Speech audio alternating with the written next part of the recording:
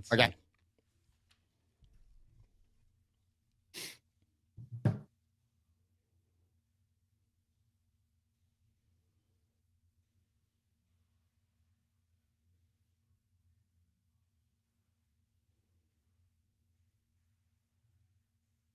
All right, welcome back to Silver and Black Today, an Odyssey original podcast.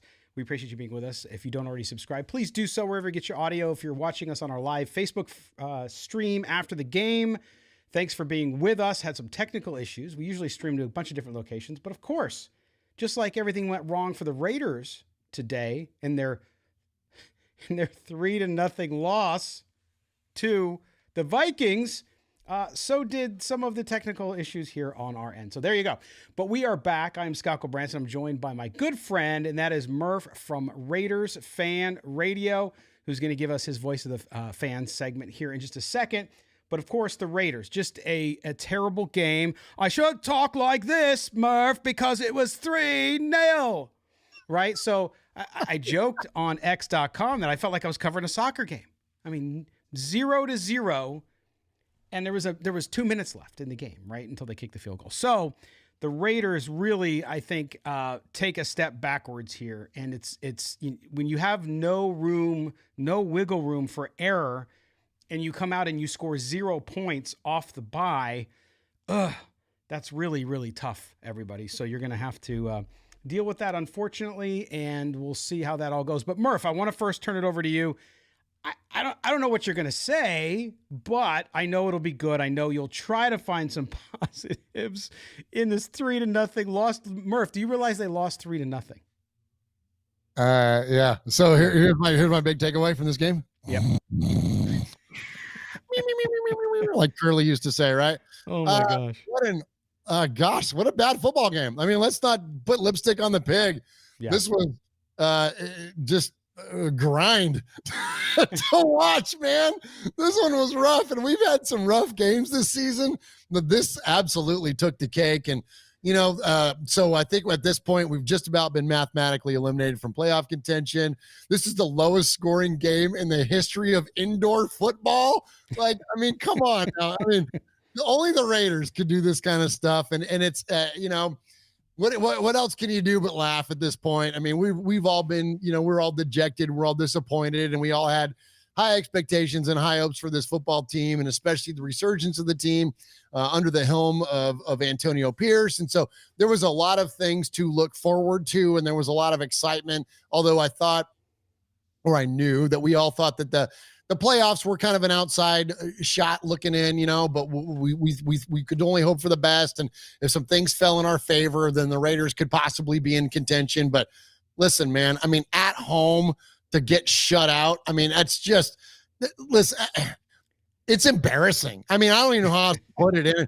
And I'm not going to sit here and tell you, this person needs to be fired, that person needs to be fired, whatever. Well, this is a team that's been in turmoil, frankly, since, John Gruden got, dismissed. So there's a lot of things that obviously need to change, and we can go through the details of it and pick on the different things. But at the end of the day, Scott, it was just another big major disappointment in a series of disappointments that have been going on, since the hiring of Josh McDaniels and Dave Ziegler and us losing to the Cincinnati Bengals when we couldn't convert inside the 10-yard line on 4 tries. Yes, and this game, the Raiders could not get a first down. They just could not get a first down. I mean, I was posting about it because I'm speechless. I mean, you look at the Raiders, 8 first downs. They had no first downs in the second half. They had 8 in the entire game. They had 16 against the Chiefs before the bye. So 24 first downs in 2 games. Okay. Now, the Vikings weren't much better. They look terrible coming off the bye too, but the Vikings don't pay their offense $100 million, by the way.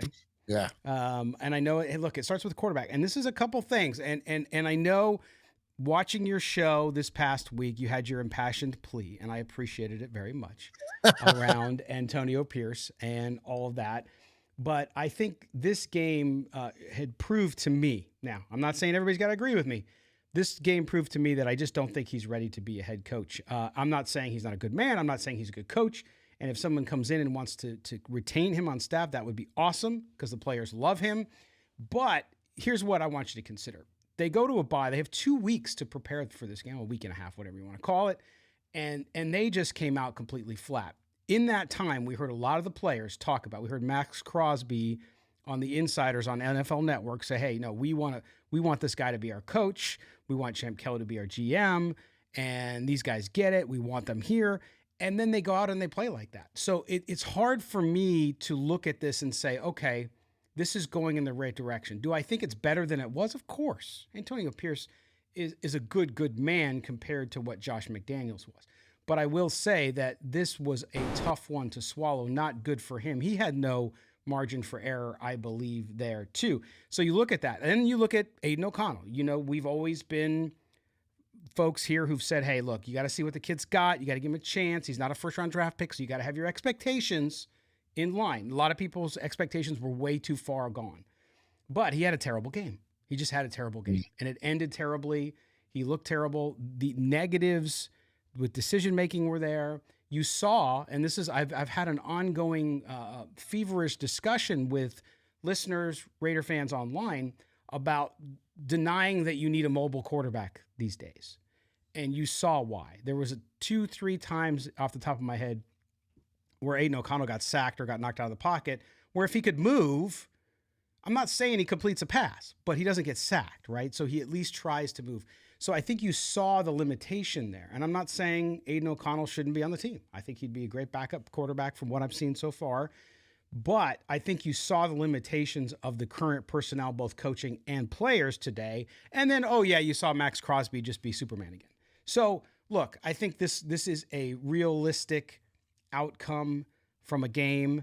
Now the Chargers are terrible. The Chargers have the same record as the Raiders, by the way. They play the Chargers, who probably are going to be without Justin Herbert next week.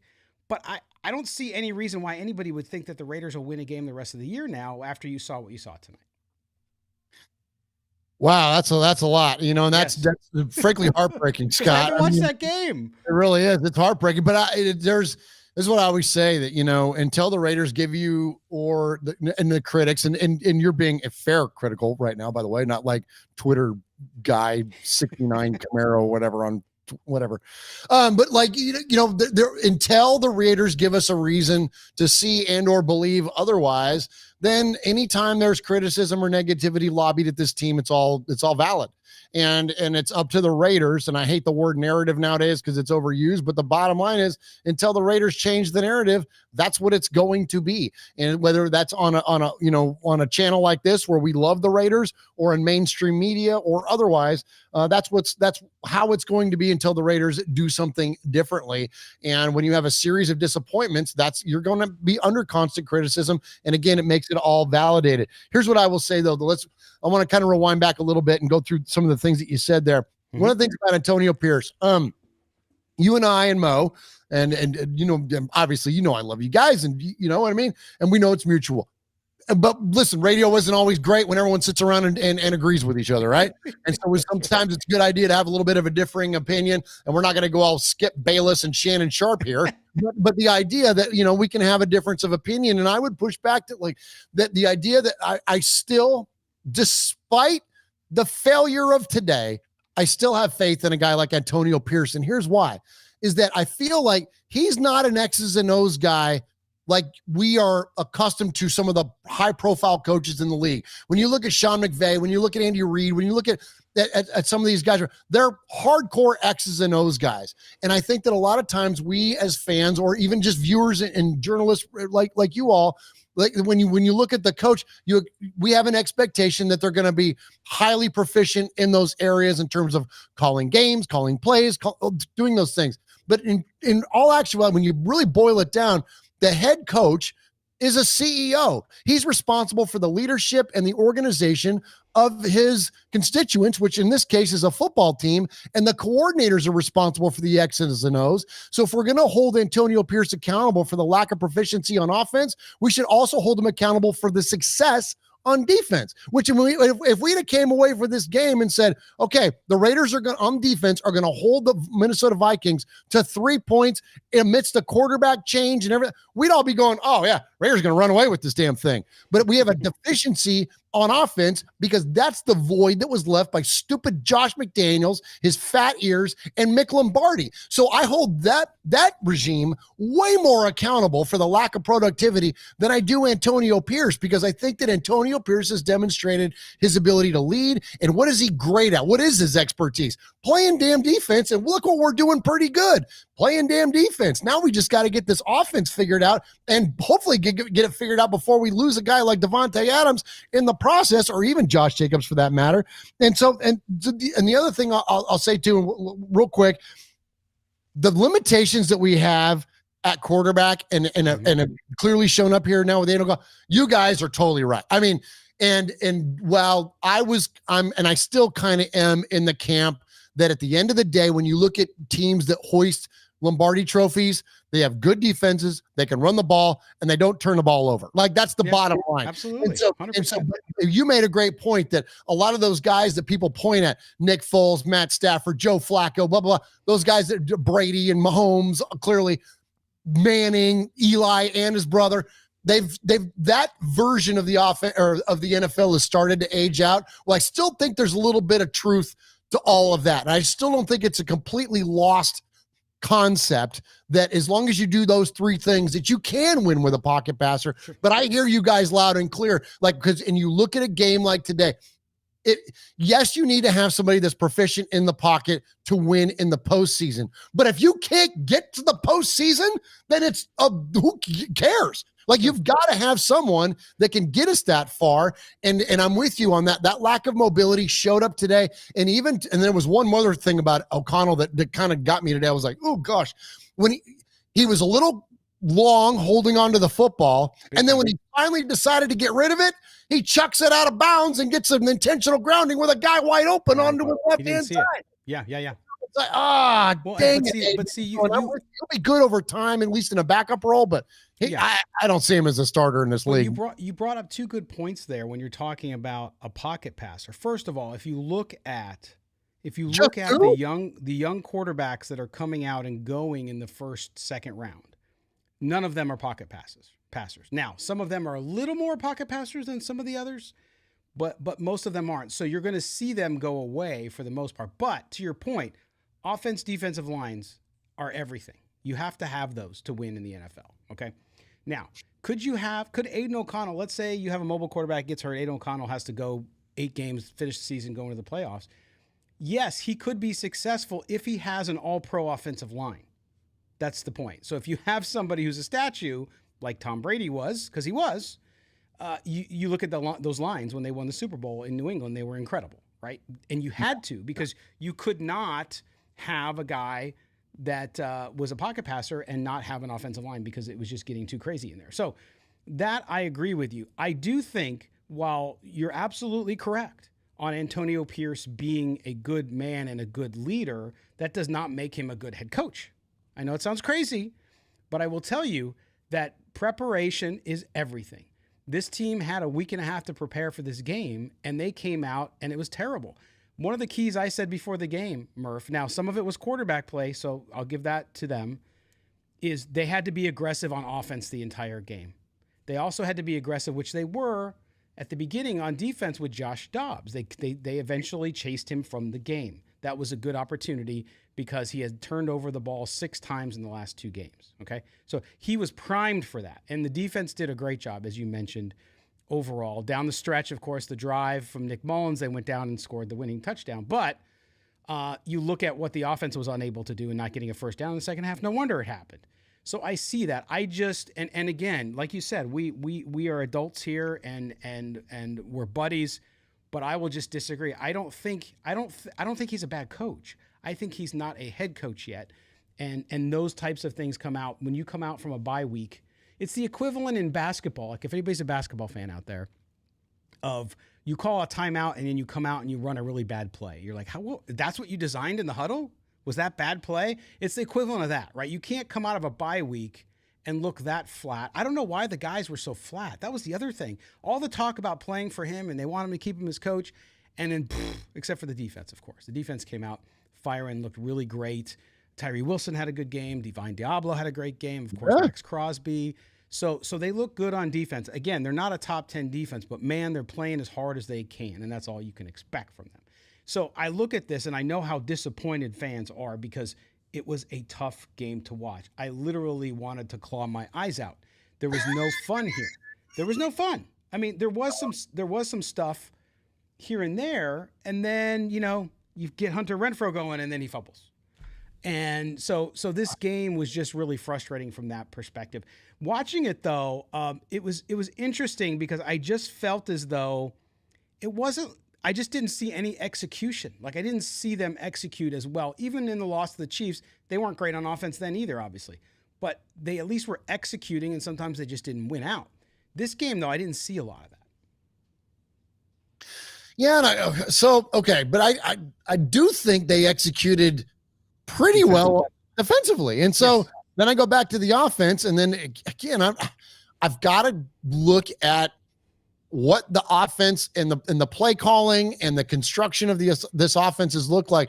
When you have a 4th and 1 and we're lining up empty, even dumbass Mark Sanchez is going, what are we doing? Like, why are they lining up empty on 4th and 1? And you look at those play calls, and I think back to a few games ago when we had I believe it was on a 4th and 1, and we kind of did that little fake to Josh Jacobs, and then we ran DeAndre Carter on that little bit, that little around thing. It was a very innovative play call, and we're going, oh, okay, Bo Hardigree, I see you. Like, that was pretty clever. What happened to that? Now we're doing all this, and this isn't the first time that we've done this empty set on short down and distance. And I'm thinking, like, we have the guy that led the league in rushing last year. You brought back Jakob Johnson onto the team. Like, why are we not just lining up heavy and just running that thing up in there? We saw the Raiders do that tonight, even too. Yeah. We saw them convert. We saw Aidan O'Connell convert on a quarterback sneak. That stuff is mind-boggling to me. And I'm with and gosh, I hate it for Hunter. I feel like that guy finally started getting back going again. And then the one time we're in scoring position, he gets the ball punched out, and I don't even know if it's entirely his fault. That was a great defensive play. I mean, that was a heck of a play on the guy. It was. And stuff, things like that are going to happen. So you can't pin it on him entirely, but that idea that that was the one shot that we had to get on the board, and the Raiders didn't. So I don't know, a lot to be considered there, Scott. But I would say this though, again, I go back to that. I just think, like, what does this team look like with a offensive coordinator with bona fides, with like a real legit offensive coordinator, play caller? And I know that, like, we're not going to go out and get some premium guy out there, someone that's going to they'd be a head coach instead. But is there someone that's a young, innovative, whatever, coming off of someone's staff, coming off of Mike McDaniel's staff, or what? I don't know. You pick it, Raider Nation. But that idea, does this team look different? And I got to say, Scott, I think it does. And so if that's the case, then is that an indictment on Antonio Pierce? I do hear you loud and clear on the preparation, because he's still the head coach. I don't know if it's going through his headset that we're going empty on 4th and 1, and does he have the opportunity to buzz in and go, hey, Bo, don't do that? You know what I mean? Like, I don't know what the logistics of that are, but if that's his responsibility and he has an override in that sense, right, you got to make that call, coach. Like, come on now. You know what I mean? So if that's, if he was at fault on that and that's an indictment of him, absolutely. But I'll say this and I'll shut up. I still don't think, I got a lot to say. You can tell I have a podcast. That's okay, man. Keep rolling. I don't think it's a deal breaker yet, Scott. And the idea, and I brought this up on Silver and Black today a few weeks ago. You did. I said, hey, he can learn the ins and outs and the minutia of being a head coach from some amazing people that have been in his life. And I even mentioned Tom Coughlin. And what did he do this week? Now, he brought in Tom Coughlin, Marvin Lewis, and Adam Gase. I don't know what that was all about. But he brought in other former head coaches to kind of sit in on their meetings and to mentor him. he's going to continue to grow and develop as a head coach. And I think with enough runway, he's going to be great. Now, will that even be as a Raiders head coach? I don't know. I'm hoping for it, but that's the fan in me talking. And if it's not, then that whatever. But I wish the guy the best ultimately. But again, Scott, I got to go all the way back to the coordinators are the ones that are calling the shots, the minutia of the game, the play in, play out. It's not Antonio Pierce. And if anything on this game, I'll wrap it up on this. If anything in this game was an indictment on any it's Bo Hardegree to me. That's your lackey. That's your fall guy, I think, on this game, outside of Aidan O'Connell when it comes to the offense. Yeah, so no, and I hear you. So well, let's get back to that. I'm going to take a quick break. When we come back, we'll pick up the conversation there. A great soliloquy from Murf there about Antonio Pierce, which I'm going to come back with the opposite argument. But we're going to wait for that after the break. Going to be a quick break here. You're listening to Silver and Black today with Murf and Scott, the postgame edition. Raiders 3-0. No, I didn't misspeak. 3-0. They're getting ready for the World Cup. It was a high-scoring game, 3-0. And we'll be back right after these messages. Who's pitching on Tuesday? All right. Welcome back. Silver and Black today, the post-game edition. Scott Gulbransen, Murf from Raiders Fan Radio are with you. We were talking about Antonio Pierce. Murf still believes that, hey, there's a good shot, and he hasn't lost belief that Antonio Pierce could be the head coach. Pointing out, and I think 100% agree, Bo Hardegree not calling a great game. I do, though, go back to what you said, Murf, and I agree on this too, which is when you're the CEO, you're the CEO. So if the marketing, if the CMO isn't doing well and you're not bringing in leads, ultimately it's going to be the CEO's issue. So you have to figure that out. Now, Bo Hardegree, remember, I'm not saying he's doing well. He had no experience. He's never played calls. He never called plays in his life. Okay, not making excuses. I'm just stating the fact. But if you look at Antonio Pierce, here's the question, and you bring up a valid question, which is if you're okay with the Raiders hiring their permanent coach moving forward, and if it's Antonio Pierce, as you put it, learning on the job.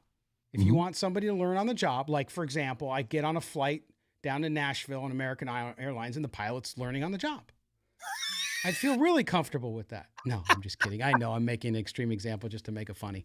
But my point is you're going to have that, and that's fine if that's what you want to do. Like, so if I'm the Raiders and I say, hey, we're not going to spend money on a coach. What we're going to do is we're going to develop internally from our folks. And I would be okay with that. But I think if you do that, then to me, the direction of the franchise is you tear it down again. You say goodbye to Davante Adams. You say goodbye to some of these guys because you're not going to win. You're just not going to be able to get to that next level. Now, you can go hire a coach from the outside and the same result can happen. I'm not saying there's any guarantees because there's not.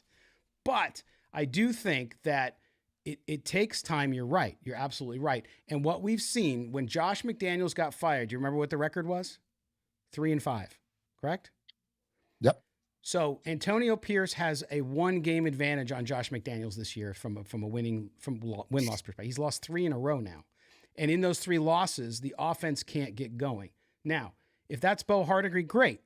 So then Antonio Pierce as the head coach has got to do something. You got to do something. You can't just keep going. You can't do that. You have to figure out something. And I'm not saying they're going to be a Super Bowl team, but what I am saying is you have to make progress. Like, for example, I made fun of people who 2 weeks ago wanted Jimmy Garoppolo in the game when Aidan O'Connell was struggling. In this game, late in the game, I might have done it. You know why? Because look what Minnesota did. I mean, that's Nick Mullins. Is he better than Jimmy Garoppolo? Probably. I don't know. But what I'm saying, though, is at that point, you don't use the backup quarterback to tell the young rookie that he's not going to start again. No, you just say, hey, listen, dude, it's not going well today. Everybody's got bad days. We're going to put Jimmy in, see if he can get a spot. Right? As much as that pains me to say that. Right? As much as it pains me to say that. So I think that's the world. That's how I look. And again, I respect your opinion, Murphy. You know I always do. But at the same time, I would feel really risky. It would be really risky to me to have Antonio Pierce be your head coach and learning on the job. That's not to begrudge him. I'm just saying I don't think I would do that. Well, putting in Nick Mullins was a no-brainer because he's a Raider killer. I mean, we've seen that before, Raider Nation. I mean, that's like, I mean, I don't want to downplay the reality of PTSD, but man, we got PTSD as Raider fans when it comes to Nick Mullins. But it's interesting, Scott, and I liked your point there about how if you do decide that you're going to leave Antonio Pearson to learn on the job, I don't think as much it's not as much on the job training, because he's not going to be the X's and O's guy. And that's what I got to keep leaning into. Can he develop and maintain and foster a healthy organization? And I think that answer is yes. I despite the win and loss and the success level, I think that question has been answered. So then if that's the case, can you bring in then, pieces around you, to use like you're talking about running a business, can you bring in a CFO? Can you bring in a COO? Can you bring in those other pieces around you to actually have the hands-on and run that business? And I think that answer is yes. And does he deserve that? Not, don't say deserve. None of us deserve anything. Is it to this point, is he at least, qualified for that? I think so. And so if that's the case, I would love Murf. Let me interrupt you for a second. Right. Why is he qualified? Because here's the thing that I think that a lot of times it gets lost on, and I'm not picking on you per se, but you're a member of the media that's represented here. There's something very unique about being a Raider, and there's something unique about being a Raider head coach. There's something unique about being a Raiders owner. There's something unique about being a Raiders player and a fan. And frankly, there is something very unique about Antonio Pearson. He gets it. And there is a very specific mystique about being a Raider. And when he's able to embrace that and exemplify that and to share that vision with those that come in and wear the silver and black, I think that is an incredibly important thing that he is not only able to do, but it is an essential to being a Raiders. The reason the Raiders embrace their alumni more than any other team in the history of the NFL. The Raiders and their connection to the alumni of this football team is so unique and special. We had Lincoln Kennedy on our show not that long ago and talked to him and asked him about that idea, about having somebody that's a Raider, quote, being the head coach. And he said, everything the Raiders do is unique to their own except play football. And so I think that's an essential point to being a coach of the Raiders. We've brought plenty of people in that have resumes and all these things that the bona fides to justify them being a head coach in the league, and all of them failed. But there was, you know what I'm saying? So I think that if we're going to, Al Davis took a shot on a lot of different head coaches, and he hit on a few and he missed on a ton. But the ones that he hit on, there was a little bit of a flyer taken. And I'm just saying, if we're going to take a flyer, if we're going to take any sort of a risk with an opportunity of a hire, let's bring in the guy that freaking gets the idea of what this organization represents. And I know that, and that may be just a crazy ass fan thing. And I get it that like folks like you can look at this thing objectively and from a distant view and have a different perspective. And I respect it. And so maybe it's my silver and black heart, beating through my chest and coming out with that words. But I think that's really, it really is important. And I'm not talking about like, just bring in a player's coach, because there's been other examples where, Joe Bugle, for crying out loud, was a player's coach, but he wasn't a Raider. And I think that there's something incredibly important about that. And so if you have somebody at the helm that's a Raider and is leading this organization along with Champ Kelly and Sandra Douglas Morgan and of course Mark Davis, and then you surround him with pieces, you surround him with people that have innovative approaches to play calling and to developing talent and all that. That's where the freaking work happens. When we talk to former players, they will tell you all the time, the head coaches are not responsible for coaching them up. It's not what it is. It's the position coaches. It's the coordinators.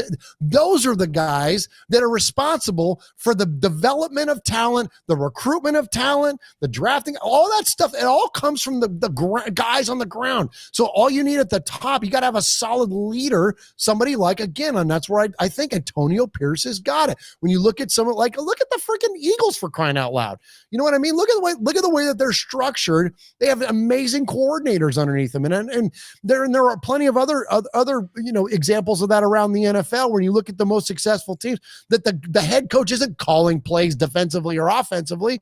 He's managing the organization and managing the players. That's where Scott, that's where I got to lean into that. I understand. I totally understand that, but there's a couple questions there too. And I don't disagree. Listen, when I worked at UNLV, I used to get mad because I worked in the athletic department and jobs would come up and they would always hire people from these other schools. I'm like, why aren't you hiring your own people? Like these people went to school here. They care about it more than those people do. It's just a job to them. So I understand that piece of it. It's very natural. And I think that loyalty and that feeling of it, because you care about it, especially like an organization like the Raiders, even if you're a fan or you're a former player, or former executive, whatever, I get that. But the issue there to me, you mentioned Nick Sirianni in Philadelphia, which is a good one. He was his coordinator. He had experience running offense or defense, right? So, so he ran that. So from that perspective, he's X's O. He doesn't know everything. He doesn't know the offense, right? So Antonio Pierce is a defensive guy. So could he play call on the defense? Probably. He's just a position coach before, but he could, right? Because he knows defense. He's a former linebacker in the NFL. He's got a Super Bowl ring, for Christ's sake, right? So I get that, and I totally agree with it. But again, I think it goes back to the point we were making earlier, which is, do you want to risk that? Because I will go back, and I agree with you. Al Davis, loyal guy, would give people opportunities, no question. That's what made the Raider organization so unique, because he didn't care. He just wanted to get the best people he could. He loved loyalty. At the same time, his mantra was what? Just win, baby. So is it about, do you think the Raiders can win a Super Bowl in 2 years with Antonio Pierce? Maybe. Will he attract? If I'm a young coach and I want to find my next job, which is the next step to being the next step, which is becoming a head coach. So I want to get an offensive coordinator. Like we're talking about that since the Raider situation is so bad. So I want to be an offensive coordinator. Would I come play for Antonio Pierce, who's, learning on the job, or who is new to a head coaching role? And would I put my faith in him? Maybe. Depends where you are and who you are. But would you get top coaches? Maybe Champ Kelly could do that. Maybe Champ Kelly could recruit them and say, hey, come on. So I don't think it's out of the realm of possibility. I just think that if you look at it right now, my position would be he hasn't earned it yet, okay? Because he's losing. It's a win or loss game. Now, does that mean you get rid of him completely from the organization? No, of course not. I've seen a lot of people today talk about the fact that, hey, if he doesn't get the job, try to retain him. And I think probably they would, right? Players love him. Makes a lot of sense and all that stuff. So I think there is so many nuances to it, Murph, and you brought up some really good ones that I think are valid. The piece about being a Raider. But I will tell you, I'm going to put on my cold, independent, objective hat for a second. Okay. I'll twist it a little bit here. And that is, because you like somebody and they're a good person does not mean they're best for the job, right? So I'm pretty sure I would not be a good doctor. I'm pretty sure of it. Just saying. But I did deliver my daughter. So anyway, but I would say, that that's the point. So I think you get to the end of the process. Now, if the Raiders go to interview coaches, especially, because I do think there's no question he deserves an interview and should be interviewed.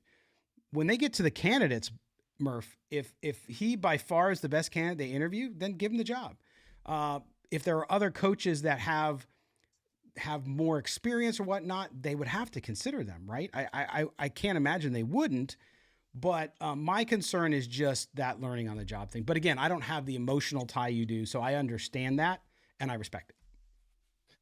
Well, and thank you for saying that. And listen, and I don't, and not that you are asking for it, but I don't apologize for it. I mean, you should, you know what I mean? This, I got long sleeves on, so I can't pull up my shirt, but like, hey, I got this ain't gonna friggin' come off, man. Like, this house doesn't redecorate itself, and I'm not changing my clothes, man. Like, this silver and black thing runs deep, and it will run for life. I mean, it's Raider Nation for life, and that'll never change. And something that you and Mo talked about letting, and I feel like while we're talking about is Antonio Pierce tonight, but let me say this, Raider Nation, what else are we going to talk about? We ain't talking about the playoffs, right? You want to break down about the draft. You know what I mean? You want to break down Colton Miller being out of the game. You want to break down Marcus Epps, laying into Justin Jefferson, taking him out. I mean, whatever. You guys watch the same game we do. So let's talk about some high-level stuff about where this team's going to go, because that's what's really important, because what happened for the last 3 hours before we got on the air was pretty freaking boring, for crying out loud.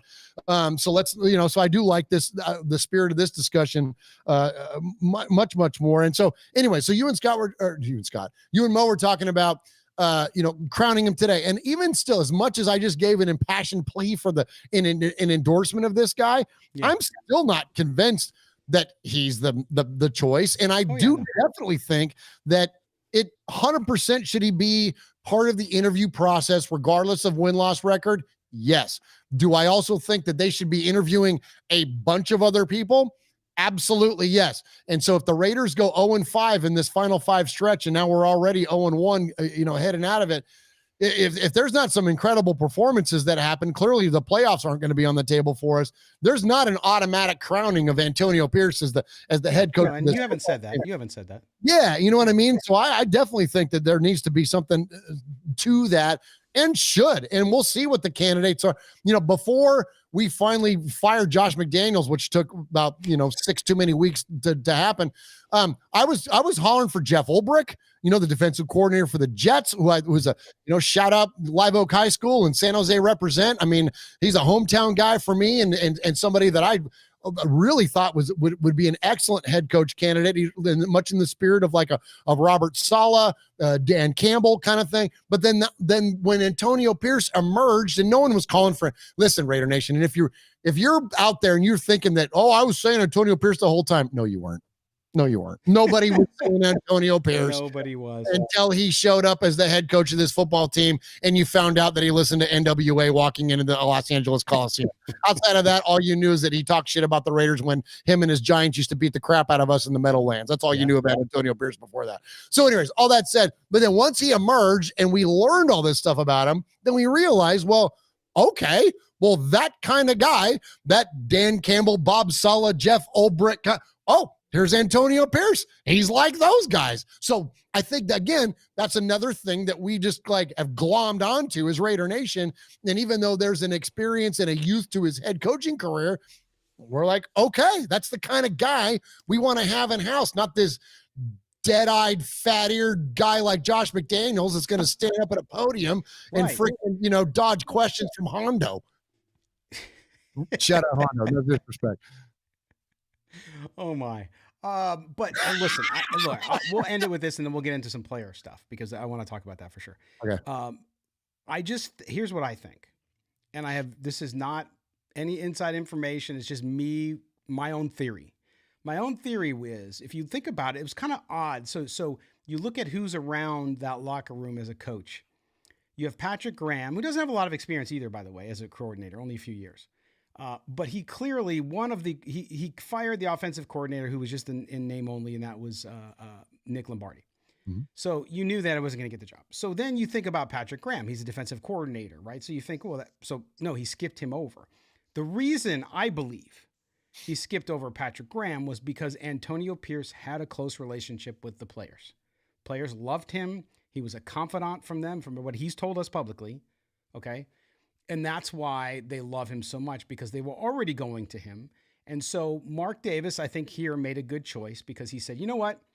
We got to get through this season. We've been down this road before with Richard Bisaccia, with the Gruden stuff.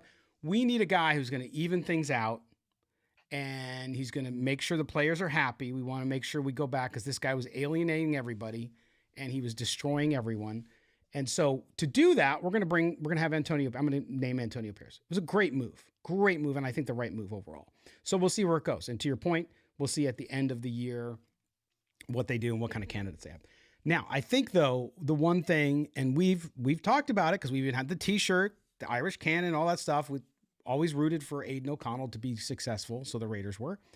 But he's not going to be the long-term. The Raiders have to get a quarterback in this draft, in my view. They got to get somebody young in there to come in to compete with O'Connell, and then I think you go get a nice veteran, whoever that is, to compete as well. So you have 3 guys in camp, and you let them go. Whoever wins, right? Not bad. But I do think that is glaring on this offense, because some of the reason, now the play calling, yes, But a lot of the reason why this offense has not succeeded is because of the quarterback position. You can't watch and tell me otherwise. Because, yes, when Josh Jacobs runs the ball, yeah, but they can't. No one is worrying about the Raiders burning them deep. No one's worrying about them throwing the ball all over the yard. They're just not. So with that said, Murph, I think the Raiders, yes, they need offensive line. They need defensive line. But in this draft, right now, they have the same record as the Chicago Bears. Now, the Bears have the Panthers pick, so they're going to pick first. But then the Raiders now, they were at 11. I'm going to guess they're probably now closer to 8 or 7, somewhere up there where they were last year, actually. And we'll see where they go from there. But if they are in the range to get one of those top 2 or 3 guys, I think you got to pull the trigger. I think there's a top 5. I mean, when you look at, we've got obviously Caleb Williams is everybody's, that's the hot pick for Raider Nation because, so many Raider fans in Southern California. Yeah. But we got Drake May, we've got Bo Nix, we've got Michael Penix, right? We've got there's 5. We got Daniels. Just won the Heisman. Of course, we got a little bit of LSU quarterbacks, but listen, I'm with you, and I'm of the opinion. I've been saying this on Raiders Fan Radio for a hot minute now. You swing on quarterbacks until you get one. You want to know why the Niners are the best team in the NFL right now? Because they hit a freaking lottery ticket on Brock Purdy. And I don't even say that was an entirely calculated move on their part. They got lucky. But you know what? They got lucky enough and they had enough surrounding pieces in order to, and so now they're one of the best teams in football. But I'm of the opinion that I like the idea of, obviously you're not going to get rid of Aidan O'Connell, but I think they should draft a quarterback. I think in the first pick, I'm of the opinion every NFL team should be just going for quarterbacks until you find one. Once you find one, then you can start to build out from there. That's got to be the way that you build a team. Not only can you take advantage of the rookie wage scale, but you have to have a high level of, I hate the word elite because everybody uses it, but an elite quarterback to be competitive in this league, bottom line. And there's even talk about, well, Champ Kelly's got a relationship with Justin Fields back on his time when he was with the Bears. Yeah, bring him in too. Bring them all in. Let's have 5 quarterbacks going into camp and let them all battle it out. Like, let's draft quarterbacks for the first 3 rounds. And I'm only being semi-silly. For real, we've got to have a quarterback. Every team in the NFL has to have a quarterback. When you look at the teams around the league, when you look at like the Buccaneers or you look at like the Colts, you look at, if they had high-level quarterbacks, they'd have badass football teams. Yes. Like, you know what I mean? But this whole idea of these like bridge quarterbacks, these like mid quarterbacks that they're bringing in, and we're just gonna try. No, man, I'm firmly in that opinion. I'm trenched in the idea. Draft, sign, go after QBs until you get one. And I'm not talking about 38-year-old Brian Hoyer who's freaking gonna get to AARP before me, for crying out loud. And I'm already old as shit, but I'm sorry, Scott, it's old as crap. But you know what I mean? Like, I'm not talking about swinging on quarterbacks like that. I'm talking about young guys. Bring in young guys until you freaking find one, and then start, building your team and take off from there. Yes, absolutely. 100% agree. I mean, they need to do it. I think we also saw, and hopefully Josh Jacobs is okay, we saw him leave with some sort of knee injury, which is not good. But Mo and I talked about this on our show last week, Murph, which was the Raiders need to find that RB2, maybe RB1 if they don't sign Josh Jacobs after this season, which I don't think they will. If they don't, then they're going to have to draft there too, amongst other needs, interior defensive line, interior offensive line, as we saw tonight. Andre James went down with an injury too, which didn't help the situation today as well with the Raiders. So yeah, they got a lot of needs, and I think that's the thing. What I wish for Raiders fans and for someone who has to cover the team is I would just like to see this team move the ball and make games interesting. Well, what I mean by that is no matter what the record is down the stretch, just show some progress. Show some oomph, show some desire to win football games. Both offensively, we've seen it defensively. I don't think there's any question the defense has heart. Even when they're not playing well, they're giving it its all. On offense, it just doesn't seem to be working. And I don't know, maybe this is just one of those things where you can't fix it until the offseason, till you get a new system in, you do something else different. But that's what I wish for fans. I just want people to be able to see it, and I want to be able to watch some good football. They have these games coming up, the Chargers, the Chiefs, of course, the Colts, who took a big step back today. The Bengals beat them pretty badly. And then the Broncos on the last game. Broncos won again. The Broncos are now 7-6, right? Yeah, and the Colts losing. Everything was lining up for us today. Yeah, we needed Pittsburgh to lose on Thursday night, which they did. Shout out the Patriots. Shout out MGM Sportsbook and the money line too, by the way. But a lot of things were going in our favor, and then the Raiders freaking come out here and crap one up, which is what Raiders have done to us since 2003, whatever the date in January was that we died to the freaking Tampa Bay Buccaneers. But anyways, can we just go back to a little bit of the team building part, just real fast? Yeah, please. Anybody that's not named Max Crosby, bye. I love Davante Adams being a leader on our football team. I love Amik Robertson. I love Nate Hobbs. I love Divine Diablo. I love a lot of players. I love Colton Miller. There are a lot of players on this football team, Josh Jacobs, that as a fan, that I love. But if we can build draft capital, and if, as you said, if we're going to retain a guy that has some youth in it as a head coach, not necessarily in age, but in terms of experience, we're going to retain a guy like that, and we're going to go through a quote rebuild again. And I know it's rough, Raider Nation, but you know what? What does Davante Adams add to a team like that? I don't know. And when you look at a team like the Texans, who quickly turned it around once they got a decent quarterback in house, is it impossible for those things to happen? No. But also, when you look at a team like the Texans, what did they do? They acquired a crap ton of draft capital by trading Deshaun Watson. And so which once upon a time we did that when we traded Khalil Mack, we just didn't do anything with it, because unfortunately John Gruden, well, whatever, that's another story. You guys know where I'm going with that. That's how you build championship teams. That's how you build competitive teams. And so, Scott, in that spirit of swinging on quarterbacks and swinging on young quarterbacks until you find one, what's the best way to do that? And unfortunately, you gotta say goodbye to some folks. You got to say goodbye to, unfortunately, Hunter Renfrow. You might have to say goodbye to Davante. And I'm not sitting here advocating for that, Raider Nation, so don't hear what I'm not saying. I'm not saying that the Raiders need to do any of that stuff, to jettison those players. And I understand the draft, the dead cap ramifications, and I understand how all that stuff works. I'm just telling you that if it's strategic for the Raiders and Champ Kelly calling these shots, is it going to make sense to acquire some draft capital by moving on from some folks? Because what difference have those players made to our win-loss record this year? That's I'll just say it like that. And so those are not that they're not great players, but is that the defining factor between wins and losses? And unfortunately, right now, it's no. So and that's the thing too. And again, everybody loves Davante Adams. The story, wanted to be a Raider, grew up a Raider fan. That's all great. At the end of the day, the last thing you do as a football team, the last piece you put into place on offense is a receiver. Yeah. Josh McDaniels went the wrong way. He put the receiver first, and then now he's trying to build, and you can't do that. It doesn't work. Bill Walsh wrote about that actually in his book. You can see that too. You just don't build it that way. It's nothing against him. Yeah, and freaking McDaniels did it twice. He did it with Jacoby Myers and Davante Adams. Yes. Completely reverse order. I'm with you. Yeah, exactly. So that there's going to be a lot of time to discuss all this stuff, but clearly tonight's game, there wasn't a lot to talk about other than to reaffirm somebody's worst nightmare as far as watching their team play football on a Sunday, because it was terrible.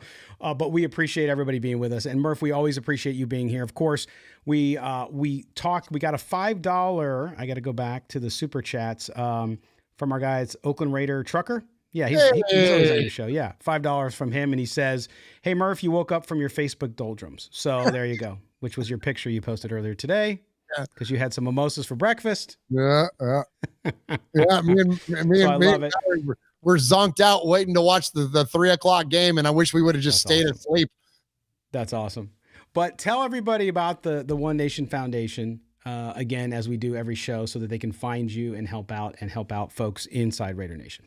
Thank you, Scott. Yeah, so the One Nation Foundation is our nonprofit. We formed it when we realized that we could make money with Raiders Fan Radio. It only took us 10 years to figure out we could actually make money with this stuff. And so we decided we were going to give it all away to Raiders-related charities. So we give to the Max Crosby Foundation, the newly formed. We gave to them just recently. We've given to the Raider Dad folks who take underprivileged kids to Raider games and connect them with their parental figures. And we also give to the Bolitnikoff Foundation, which is taking young women at risk of domestic violence and substance abuse, and not only taking them and removing them from those situations, but offering them rehabilitative services as they get back acclimated into life. And so we just appreciate those Raiders charities so very, very much. And we'll continue to do that with every penny we make. So whether that's with direct donations, that's advertising that we get from corporate sponsors like Manscaped, to merchandise sales, or if you want to get, so this is the Raiders Fan Radio. That's the holiday shirt, the Christmas shirt there I'm showing there. So if you want to get that, you can just go to our website, Raiders Fan Radio, hit the gear button, and that'll take you to our TeePublic site. And the good folks at TeePublic give us some very generous kickbacks, and we give all that money away through the One Nation Foundation to Raiders-related charities. And as always, thank you, Scott, for the platform, and thank you for your endorsement of the One Nation Foundation and the amazing support that you've given us over the past couple of years, and look forward to what we're going to do in 2024. We got some big things, Raider Nation. I'm not a fan of teasers, but I'll tell you, we got some big stuff in the works between Raiders Fan Radio and Silver and Black today, and most importantly, the One Nation Foundation. And that is 100% because of this man over here to my, what is my left, my right, whatever. It's my right, your left. You're looking on the screen. It's because of Scott Gulbransen. And so we cannot thank him enough, and look forward to having Scott in studio in a couple of weeks. We'll see you here on the my man. Yeah, we got to iron out the details too, because I think what we'll do is we'll do like a crossover. I think we'll just do a show. I'll do your show, but then I'll probably just take your show with your permission, and we'll put it on the Silver and Black Today feed as well. We can do it. We can do it simultaneously. If you're willing to accept that exposure, then heck yeah, we'll do that, because you know what kind of goofy ass stuff we do around here in the fan. Yeah. So that would be amazing. I'm looking forward to it. Yeah, that's going to be the 20th, right? That's the 20th, Wednesday, the 20th. Absolutely. So yeah, we'll be in hockey on the 19th, and then we'll see you here in the fan cave on the 20th. Oh, man, I can't wait. And also make sure you go over and subscribe. If you don't already, I know a lot of you in the chat, because the names, like you get to recognize the names, already do. But if you don't, go subscribe to Raiders Fan Radio as well and watch their live on Wednesdays, which are fantastic. Just a great fun, great crew over there, and I can't wait to be down there. Murph, hey, listen, get some sleep tonight, and just forget about what happened today, tomorrow. I just slept for 4.5 hours. Now I got to go back to bed again. Oh, that's too much. All right, my man. Well, thank you so much for being with us. All right, Scott. Let's go. Let's go beat the Chargers' ass. There you go. There's Murph from Raiders Fan Radio. Appreciate you guys all being with us. And as I said earlier, too, if you don't already subscribe to the podcast, please do so wherever you get your audio. If you're watching us on YouTube, thank you for the subscription. Also, hit the notifications bell. That way you know whenever we go live or we have a new video up. So we appreciate you doing that. Also, Mo and I will be back on Tuesday with our regular show. We'll break down the loss a little more and kind of the fallout. What happens now? Listen, Raiders got 4 more games left. We'll see what they can do. It's hard to see the light at the end of the tunnel for the offense, but the good thing is the defense is playing better. So you get to see some of these guys. And I was really shocked and surprised and happy that Tyree Wilson played so well tonight, as did Divine Diablo, continues to do well. And of course, Max Crosby, who is Mr. Raider at this point. So it's all good. Until next time, guys, thank you so much for being with us here on the live post-game show. And we will talk to everybody